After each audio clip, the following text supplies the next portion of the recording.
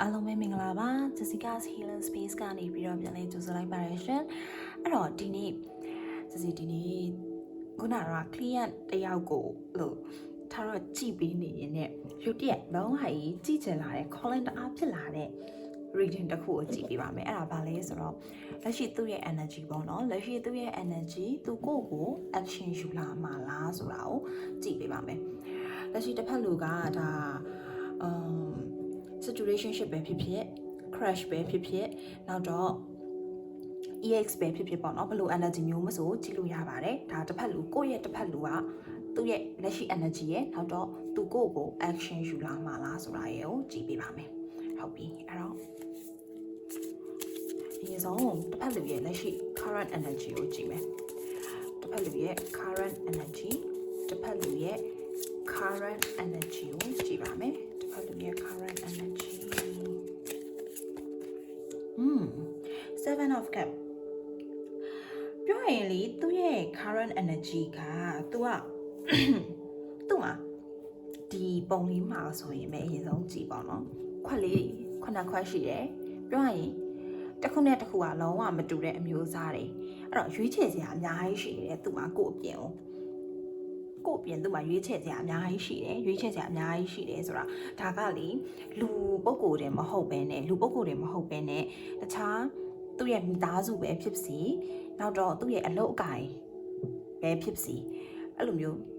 ကိုယ့်ကိုပဲကြည့်ကိုတယောက်တည်းကိုပဲအဲ့လိုမျိုးငဲကြည့်ပေးနေရမှာမဟုတ်ပဲနဲ့သူ့ရဲ့မိသားစုကိုလည်းထည့်တွေးနေတာမျိုးသူ့ပတ်ဝန်းကျင်ကိုထည့်တွေးနေတာမျိုးဘေးလူတွေရဲ့စကားကိုထည့်တွေးနေတာမျိုးအဲ့ဒီလို energy မျိုးမြင်နေပေါ့နော်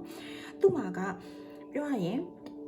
အဲ့ဒါတွေကြောင့်မလို့သူ confuse ဖြစ်နေတယ်ရွေးချယ်စရာတွေများနေတယ်ဆိုတာသူ့မှာတပ်ပါတီရှိနေတာမျိုးတွေမဟုတ်တပ်ပါတီဆိုတာဒါတတိယလူတပ်ပါဆန်မဟုတ်ဘူး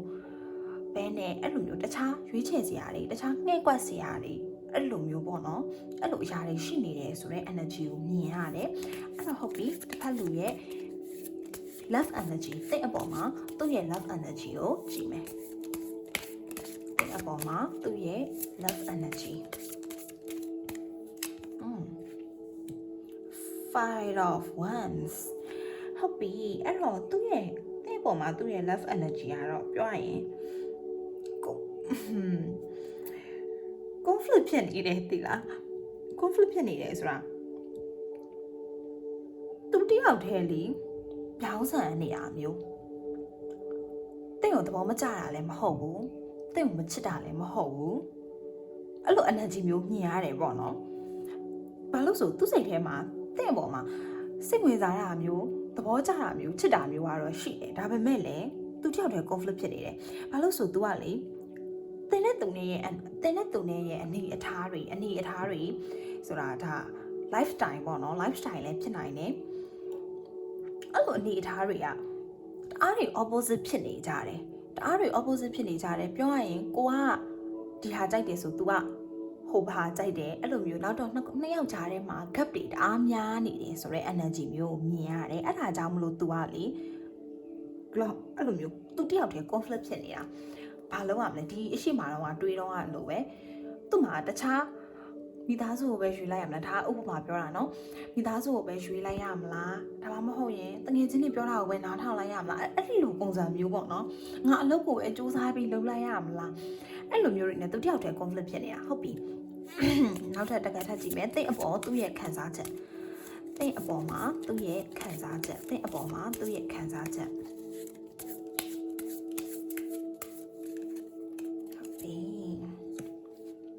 Ten of Wands တစ်ဖက်လူကလေသူ့ရဲ့ sun sign ဒါမှမဟုတ်ရင် moon sign နောက်တော့ rising sign တစ်ခုခုက fire sign လို့မြင်ရတယ်ဘာလို့ဆိုဒီဘက်မှာလည်း one star ထားတယ်ဒီမှာလည်း one star ထားတယ်ဆိုတော့ तू ကလေအဲ့လိုပြောလေတ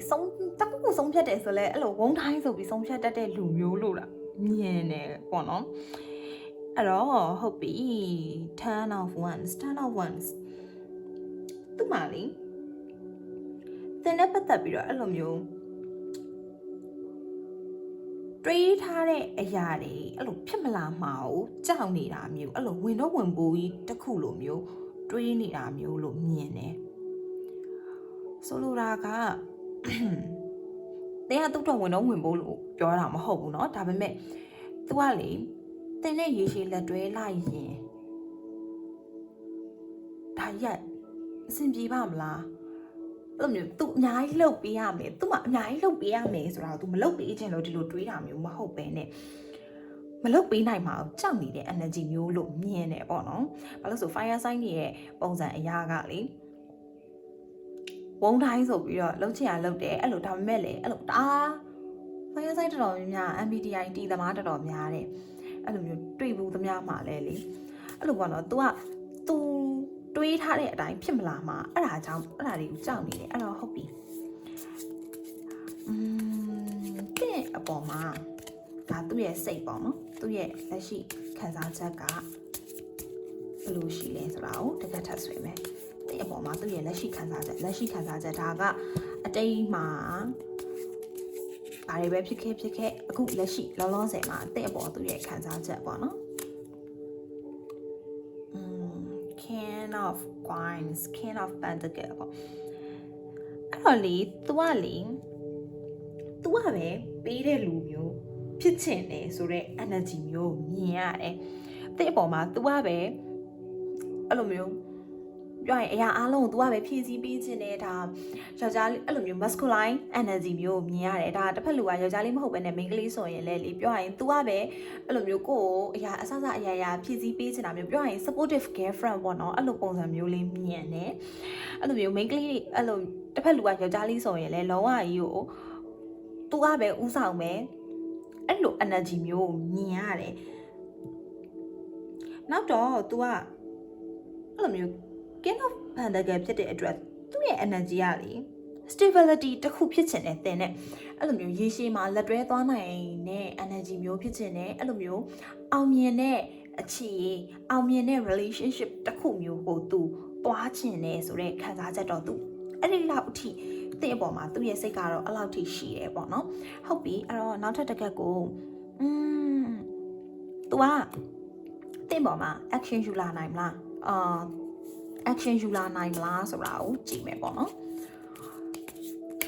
သူကတဲ့အပေါ်မှာ action ယူလာမလားသူကတဲ့အပေါ်မှာ action ယူလာမလား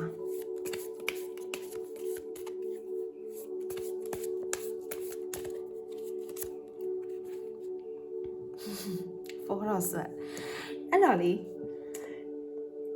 တခုထူးဆန်းတာတခါခုန personal reading ကြည့်တော့ကလည်းအဲ့လိုပဲသူကအဲ့လိုဒီ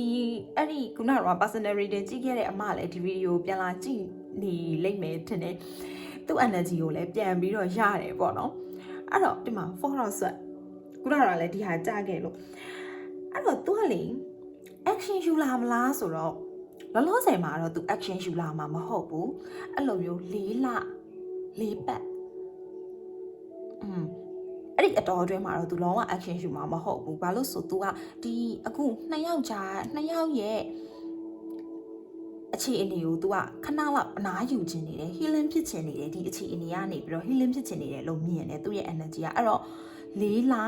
ဒါမှမဟုတ်ရင်4 ပတ်အတော်အတွင်းကတော့သူလုံးဝကြီးကိုယ် action ယူလာမှာမဟုတ်ဘူးသူနဲ့ကိုယ်နဲ့ကအဲ့လို on and off ပဲဖြစ်နေအောင်မှာပဲဒီအတော်အတွင်းမှာပေါ့နော်အဲ့တော့သူ့ရဲ့ next move ကိုကြည့်မယ်သူ့ရဲ့ next move ကိုကြည့်မယ် Age of Coin dedication အဲ့တော့သူ့ရဲ့ next move ကိုကြည့်ရမယ်ဆိုရင်သူကသူပို့ပြီးတော့လေ scale building ပို့ပြီးတော့လုပ်နေတယ်ဘယ်လိုပြောရမလဲသူအခုလက်ရှိမှာလုပ်နေတဲ့အလုပ်ကိုင်အသက်တစ်ခုခုကိုလုပ်ဖို့လဲသူကြံစည်နေတယ်လို့မြင်ရတယ်ပြောရရင် तू ကသူ့ရဲ့ daily life မှာသူ့ရဲ့ဒီအလုပ်ခွင်မှာလောကအရင်ထပ်ပို့ပြီးတော့တိုးတက်အောင်လို့သူစူးစမ်းနေတယ်လို့မြင်ရတယ်အဲ့တော့သူ့ရဲ့ next move ကဘာလဲဆိုတော့သူ့ရဲ့ next move ကသင်မဟုတ်ဘူးဝင်နောက်လိုက်နေတယ်အလုပ်ကိုပဲအာသွန်ခွန်ဆိုင်လုပ်နေတယ်ဆိုတဲ့ energy ကိုပို့ပြီးတော့မြင်ရတယ်ပေါ့နော်သူရဲ့ next move ကဟုတ်ပြီအဲ့တော့ဒီခုနကတော့တူညီတဲ့မိကုန်းတွေကိုပဲ test ပြောင်းပြီးတော့တစ်ချက်ထပ်ကြည့်ပြီးမယ်ဒါသူ သူ့ရဲ့ next move ကိုအရင်ကြည့်မယ်ပေါ့နော်သူ့ရဲ့ next move တကပ်ပဲဆွဲမယ်သူ့ရဲ့ next move ကိုကြည့်မယ်သူ့ရဲ့ next move တစ်ဖက်လူရဲ့ next move ကိုဆွဲမယ်ပေါ့နော် the empress မယ်နော် the empress အဲ့တော့သူ့ရဲ့ next move ကလေသူကအဲ့လိုမျိုးသူ့ကိုယ်သူပို့ပြီးတော့ပဲချစ်ပေးနေခြင်းနဲ့သူများတွေထက်ဆိုင်ရင်သူ့ကိုယ်သူပဲပို့ပြီးတော့ဂရုစိုက်ခြင်းနဲ့သူအခုချိန်မှာအဲ့လိုမျိုးပို့ပြီးတော့တိုးတက်လာတာမျိုးအောင်မြင်နေတာမျိုးကိုသူပို့ပြီးတော့လိုချင်နေတယ်လို့မြင်နေပေါ့နော်အဲ့တော့ဟုတ်ပြီ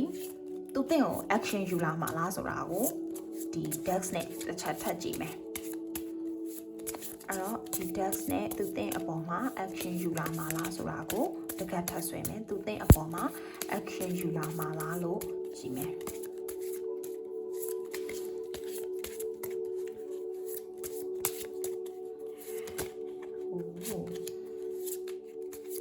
သူတင့်အပေါ်မှာ action ယူလာမှာလား okay six of wands action ယူလာမှာလားဆိုတော့လေခုနကတော့ကလည်းဒီလို energy မျိုးပဲနည်းနည်းခက်စစ်စစ် energy မျိုးတွေမြင်တယ်ပေါ့နော် action ကတော့သူယူခြင်းတယ်ဒါပေမဲ့အဲ့လိုမျိုးသူ့စိတ်ထဲမှာပူပင်နေတာတခုတော့ရှိတယ်ဘာလဲဆိုတော့ action ယူရင်သူကျင်းနေပါအောင်မြင်မှာလားအဲ့လိုမျိုးသူတွေးနေတာသူကလေ action ယူမယ်ဆိုရင်တော့ခုနကတော့ကဆွဲခဲ့တဲ့ကတ်တွေရဲ့အခုဆွဲခဲ့တဲ့ဒီသူ့ရဲ့ next move နဲ့တဲ့ပေါ်မှာ action ယူမလားဆိုတော့ဒီကတ်တွေကိုချိတ်ဆက်ပြီးကြီးတဲ့အရာဆိုရင်သူ့ရဲ့ energy ကလေကျင်းသေးပေါက်တင်လက်ခံမယ်ဆိုတာကိုလုံးဝကြီးတည်တယ်ဆိုတဲ့အချိန်ကြာမှ action ယူလိုက်မယ်အဲ့တော့အနည်းဆုံး၄ပတ်သို့မဟုတ်၄လလောက်တော့စောင့်ရလိမ့်မယ်ဒီအတော်အတွင်းမှာတော့သူလုံးဝ action ယူမှာမဟုတ်ဘူးတဲ့ကိုသူစောင့်ကြည့်နေလိမ့်မယ်တဲ့စိတ်တဲ့ကိုသူစောင့်ကြည့်နေလိမ့်မယ်ဒီဘာတွေလုပ်နေလဲအဲ့လိုမျိုး social media မှာ stock တာမျိုးနောက်တော့တင်သူတွေနဲ့သွားနေလဲအဲ့လိုမျိုးတငယ်ချင်းတွေကနေတဆင့်စုံစမ်းနေတာမျိုးအဲ့ဒီလိုမျိုးနဲ့တဲ့ကိုသူက stock နေလိမ့်မယ်အဲ့ဒါပြီးတော့မှ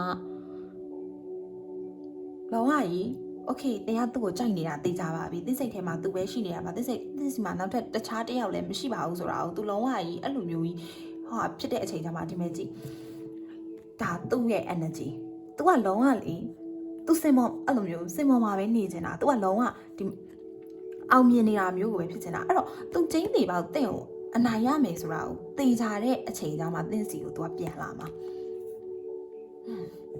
အဲ့တော့ဒီနေ့ရဲ့ reading ကိုခြုံပြီးတော့ကြည့်ရမယ်ဒီနေ့ကြည့်သွားသမျှကတ်တွေအကုန်လုံးကိုခြုံပြီးတော့သုံးသပ်ရမယ်ဆိုရင်တစ်ဖက်လူကသူ့စိတ်ထဲမှာသင်မရှိတာတော့မဟုတ်ဘူးရှိတယ်ဒါပေမဲ့သူ့ကိုယ်သူပို့ပြီးတော့ focus ထားနေတယ်သူ့ကိုယ်သူပို့ပြီးတော့ချစ်ပေးခြင်းနေတယ်ပေါ့နော်သူကတင့်ကိုစောင့်နေတာလည်းမဟုတ်ဘူးမစောင့်ဘူးလည်းမဟုတ်ဘူးအဲ့တော့တင့်ဘက်ကနေ action ယူလာမှမျိုးကိုလည်းသူကတင်ဘက်ကနေသူ့ energy ကလေဘယ်လိုလဲဆိုတော့တင်ဘက်ကနေ action ယူလာလိုက်ရင်တော့ okay လေသူ action ယူလာတာပဲငါလက်ခံလိုက်မယ်အဲ့လိုပုံစံမျိုးအဲ့လိုမျိုးရရင်ယူမယ်ဆိုတဲ့ပုံစံမျိုးပေါ့နော်နောက်တော့သူ့ဘက်ကနေစပြီးတော့ action ယူလာမှာလားဆိုတော့သူ့ဘက်ကနေစပြီး action ယူလာမှာတော့မဟုတ်သေးဘူးဒီအတော်အတွင်းမှာအဲ့လိုမျိုးတင်ကိုစောင့်ကြည့်နေအောင်ပဲကျင်းသေးပါဘူးကြီးတရားသူ့ကိုလက်ခံမှသိကြတယ်ဆိုတဲ့အချိန်မှာမှ action ယူလိုက်မယ်လို့မြင်ပါတယ်နောက်တော့သူ့ရဲ့ next move ကသင်မဟုတ်ပဲနဲ့သူ့ရဲ့ next move ကလုံးဝသူ့ကိုသူပို့ပြီးတော့ခယူးဆိုင်ဖို့နောက်တော့ဒီငွေကြီးပိုင်းဆိုင်ရာမှာပို့ပြီးတော့တိုးတက်ဖို့သူ့ရဲ့လုပ်ငန်းခွင်မှာပို့ပြီးတော့ scale တွေမြင့်တက်ဖို့လို့ပဲသူတွေးနေတယ်ပေါ့နော်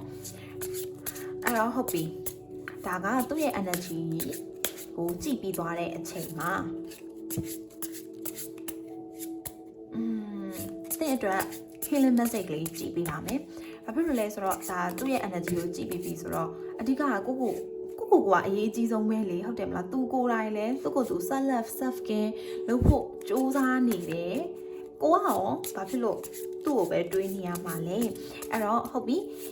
ကိုယ့်ရဲ့ energy ဆိုတာထက်ကိုယ့်ကိုဘယ်လိုမျိုး healing ဖြစ်အောင်ဘယ်လိုနေရမလဲဆိုတာကိုကြည့်မယ်ပေါ့နော်ဒါ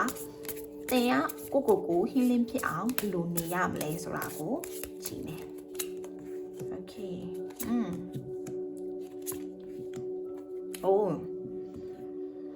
အဲ့တော့ဟုတ်ပြီအဲ့တော့တနုံးနဲ့ကို healing ဖြစ်အောင်ဘယ်လိုနေရမလဲဆိုတော့လေ နှစ်ယောက်ကြားထဲကချစ်ချင်းမြတ်တာတွေပြောရင်ဒီနှစ်ယောက်က twin flame energy ရှိရယ်နော်အဲ့လိုမျိုးအချင်းချင်းလေးဟိုစိတ်တွေကချိတ်ဆက်နေတာမျိုးအဲ့တော့ mirror emotion ရှိနေတာမို့လို့ဟိုသူတခုခုဖြစ်တယ်ဆိုရင်ကိုကလည်းခံစားနေရတာအဲ့ဒါမျိုးကြောင့်မို့လို့လေကိုကလည်းသူ့ကိုတွေးမိနေတာမျိုးတွေရှိတယ်ဒါပေမဲ့အဲ့ဒီ emotion တွေကိုအဲ့လောက်ကြီး focus မလုပ်ပါနဲ့ focus မလုပ်ပါနဲ့ဘာလို့လဲဆိုတော့သင်ကအဲ့ဒီ emotion တွေကိုတအား focus လုပ်နေလို့လမ်းပြောင်းနေတာ loss ဖြစ်နေတာလို့မြင်တယ်အဲ့တော့ဒီ emotion တွေကနေပြီးတော့လုံးဝထွက်ပြေးပါလုံးဝဒီ emotion လုံးဝ cut it off လုပ်ပါလုံးဝပြောရရင်သူ့ဟိုပဲအချိန်ပြည့်သူ့အကြောင်းတွေးနေတာမျိုးမဟုတ်ဘဲနဲ့ကိုယ့်တာကိုလှုပ်ရှားရှိတာလုပ်ပြီးတော့ပဲရှေ့ဆက်သွားပါအဲ့တော့အချိန်တန်ရင်လေဒီလူလို့ပဲမြင်တယ်ဒါပေမဲ့လေတခြားလူလို့လည်းမမြင်ဘူးဒီလူလို့ပဲမြင်တယ်အဲ့တော့ဒီနှစ်ယောက်ကြားထဲမှာအတိက unconditional love ရှိဖို့လိုတယ် unconditional love ဆိုတာလေ तू ဘလို့ပဲဖြစ်နေပါစေသူ့ကိုချစ်တယ်သူ့အနေနဲ့ကလည်းအဲ့ဒီလိုပဲ तू ကိုဘလို့ပဲဖြစ်နေပါစေကိုမကိုဖြစ်နေပြီအဲ့ဒီလိုမျိုးနှစ်ယောက်ကြားထဲကအဲ့ဒီလိုမျိုးတခြားလူတွေနဲ့ပြိုင်ပြီးတော့အဲ့လိုမျိုးရှင်နေတာမျိုးမဟုတ်ဘဲနဲ့သိရမလားအဲ့လိုမျိုးကိုကလည်းကိုတိုင်ကလည်းသူနဲ့သူ့ထက်စားရင်ငါ့ကိုကြိုက်နေတဲ့ဘသူကတော့ပိုအဆင်ပြေတာရဲ့အဲ့ဒီလိုမျိုးကိုကလည်းအဲ့လိုမျိုးရှင်နေတာမျိုးမရှိတော့တဲ့အချိန် तू ကလည်းအဲ့ဒီလိုမျိုးတွေလိုက်ရှင်နေတာမျိုးတွေမရှိတော့တဲ့အချိန်မှာနှစ်ယောက်သားပြန်ပြီးတော့ union ရမယ်လို့မြင်ပါတယ်အဲ့တော့၄ပတ်၄လအတွင်းကတော့နှစ်ယောက်ပြန်ဆုံသေးမှာမဟုတ်ဘူးအဲ့တော့ဒီအတော်အတွင်းမှာကိုရဲ့ဒီသူ့ပေါ်မှာထားတဲ့ attachment တွေတန်ရောစင်တွေဒီဟာတွေကြောင့်ကိုကလုံးဝကြီး loss ဖြစ်နေတာလုံးဝကြီးလမ်းပြောင်းနေတာပေါ့နော်အဲ့တော့ဒီခံစားချက်တွေကနေပြီးတော့ရှုံးထွက်ပါဒီခံစားချက်တွေကိုဖျက်ပစ်ပါပြောရင်ခံစားချက်တွေကိုဖျက်ပစ်ပါဆိုတော့သူ့ကိုမချစ်ခိုင်းတော့တာမဟုတ်ဘူးနော်ဘလို့ပဲဖြစ်ဖြစ် okay သူနောက်တစ်ယောက်ရသွားလဲဒါသူကိစ္စငါကတော့သူဘလို့ပဲဖြစ်ဖြစ်သူဆိုတဲ့ဖြစ်တည်မှုကိုချစ်တယ်သူဆိုတဲ့အရာကိုချစ်တယ်ဒါပေမဲ့သူငါအနာမှာကြီးကျင်းတီရှိနေဖို့လိုအပ်နေတာတော့မဟုတ်ဘူးသူငါအနာမှာရှိသည်ဖြစ်စေမရှိသည်ဖြစ်စေငါအဆင်ပြေတယ်သူစိတ်နဲ့ငါရှိနေတယ်အဲ့ဒီလိုပုံစံမျိုးလေးပေါ့နော်အဲ့လိုပုံစံမျိုးလေးနဲ့ဟိုနှစ်ယောက်စလုံးကသူ့ energy ရောကိုယ့် energy ရောနှစ်ယောက်စလုံးကတယောက်နဲ့တယောက်အဲ့လိုမျိုးနားလည်မှုရှိသွားတဲ့အချိန်ကျရင်နှစ်ယောက်သားက twin flame တွေဖြစ်တဲ့အတွက် twin flame connection ရှိနေတဲ့အတွက်နှစ်ယောက်ကလုံးဝ union time ပြန်ရမှာအဲ့တော့ universe မှာကတင်တို့နှစ်ယောက်အတွက် union time ပဲရှိတယ်အဲ့ဒါကြောင့်မလို့နှစ်ယောက်ကိုစုံတွေ့ခိုင်းထားတာကလည်းဒါတမင်တကာကြီးစုံတွေ့ခိုင်းတာမဟုတ်ဘူး base of the desk ကိုကြည့်လိုက် base of the desk ကလည်း moving တိမလားအဲ့လိုမျိုးကိုကလေကိုရဲ့ environment ကိုလည်းနည်းနည်းလေးပြောင်းကြည့်ပေါ့နော်ကိုရဲ့ပတ်ဝန်းကျင်ကိုလည်းနည်းနည်းလေးပြောင်းကြည့်အဲ့ဒီဘာလို့ဆိုသူနဲ့ပတ်သက်ခဲ့တဲ့ပတ်ဝန်းကျင်မှာပဲအများကြီးရှိနေသူတွေကတော့သူ့အကြောင်းပဲတွေးမိနေပြီးတော့ကိုကပူလောင်နေရလိမ့်မယ်အဲ့တော့ဒီပူလောင်မှုတွေကိုစိတ်ထဲမှာမထားတော့ဘဲနဲ့သူ့ကိုဘယ်လိုပဲဖြစ်ဖြစ်သူ့ကိုချစ်တယ်အဲ့ဒီလိုစိတ်ကလေးနဲ့ပဲနေပေါ့နော်ဒါဆိုရင်နှစ်ယောက်ခြားထဲမှာတဖြည်းဖြည်းနဲ့ union time ရတော့ရှိတာမို့လို့ပြန်လဲပြီးတော့စုံစည်းရမှာပါအဲ့တော့ဟုတ်ပြီဒီနေ့ reading လေးကတော့ပျော်စရာလေးနဲ့ပဲဆုံးသက်သွားတယ်ပေါ့နော်အဲ့တော့ဟုတ်ကဲ့ပါအခုလိုမျိုးလာရောက်ပြီးတော့ကြည့်ရှုပေးတဲ့အတွက်လည်းကျေးဇူးတင်ပါတယ်နောက်တော့အကယ်၍များမေးချင်တဲ့မေးခွန်းတွေရှိတယ်ဆိုရင် comment မှာရေးခဲ့လို့ရပါတယ်ဒါစီအားတဲ့အချိန်တိုင်း comment တွေကိုဝင်ပြီးတော့ဖတ်ပါတယ် comment တွေအကုန်လုံးကိုဖတ်တာမို့လို့ comment တွေရဲ့အကြံပေးချက်တွေကိုလည်းသိချဖတ်ပါတယ်အဲ့ဒါကြောင့်မလို့ဒီကြည့်ပေးစီခြင်းတဲ့ reading လေးတွေကိုလည်း comment မှာရေးပေးခဲ့တယ်ဆိုရင်နောက်အားတဲ့အချိန်လေးမှာ reading လေးတွေကြည့်ပြီးတော့ဒီလိုမျိုး free reading လေးတွေထပ်ပြီးတော့တင်ပေးပါအောင်မယ်ရှင်အားလုံးပဲအကယ်၍ဒီ video ကိုညဘက်မှာကြည့်ဖြစ်တယ်ဆိုရင်မင်္ဂလာညချမ်းလေးပါမနက်ခင်းမှာကြည့်ဖြစ်တယ်ဆိုရင်လည်းမင်္ဂလာမနက်ခင်းလေးပါနေ့လယ်ဆိုရင်တော့မင်္ဂလာရှိသောနေ့လယ်ခင်းလေးဖြစ်ပါစေရှင်အားလုံးကျေးဇူးများကြီးတင်ပါတယ်